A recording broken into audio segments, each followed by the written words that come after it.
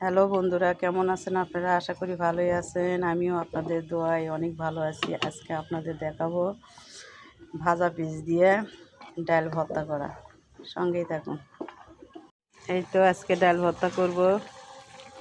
পাতিলত করে ডাল ভর্তা কেমন করে করি সঙ্গেই থাকুন, দেখুন। কাঁচামরিচ কিন্তু চিড়ে দিছি, দেখতেই থাকুন। এই তো ডাল সিদ্ধ হয়ে গেছে, এখন নামে নিব, তারপরে ভর্তা বানাবো। এই তো তেল ঢেলে দিলাম। এই তো ডাল ভর্তার জন্য একটু পেঁয়াজ ভেজে নিব, ভাজে এটা ভর্তা করব।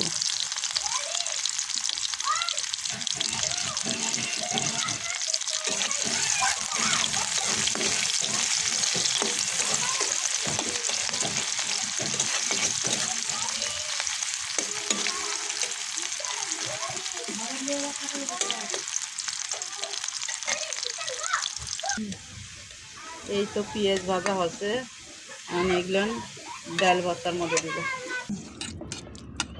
এই তো ডাল ভর্তা।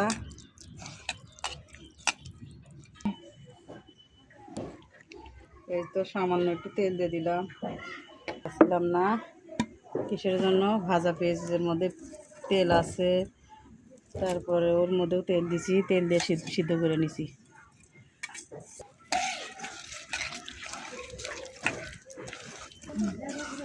এই তো ডাল ভর্তা হয়ে গেছে, এখন বাটিতে তুলে নিব।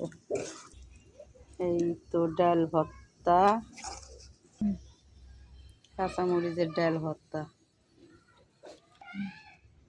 এই তো পেঁয়াজ ভাজা দিয়ে আলু ভর্তা মানুষ খায়, আপনারা ডাল ভর্তা পেঁয়াজ ভাজা দিয়ে খাইয়েন, সেই মজা লাগবে। এর সাথে আবার আমি উপরে কাঁচা পেঁয়াজ দিলাম, কিসের জন্য? কাঁচা পেঁয়াজের ভর্তার স্বাদ একটু আলাদা, ভাজা মরিচের ভাজা পেঁয়াজের ভর্তা আলাদা। তো কাঁচামরিচ দিয়ে করছি, তো এর মধ্যে ছিটে দিলাম কিসের জন্য? যে কাঁচা পেঁয়াজের গ্রানটাও লেবেনি। কেমন হয়েছে অবশ্যই কমেন্ট করে জানাবেন। তো এইভাবে ভর্তা বানিয়ে খাইয়ে দেখেন কেমন লাগে। তো শুকনো পুঁতে ভর্তা করলে কিন্তু কালারটা আর একরকম আসে, এটা কাঁচা পুঁতের ভর্তা। তো আপনারা ভালো থাকবেন, দোয়া করেন আমাকে, আমার জন্য সুস্থ থাকেন। রমজান মাস ভর্তা দিয়ে ভাত খেলে অবশ্যই ভালো লাগবে। আসসালামু আলাইকুম, খোদা হাফিজ।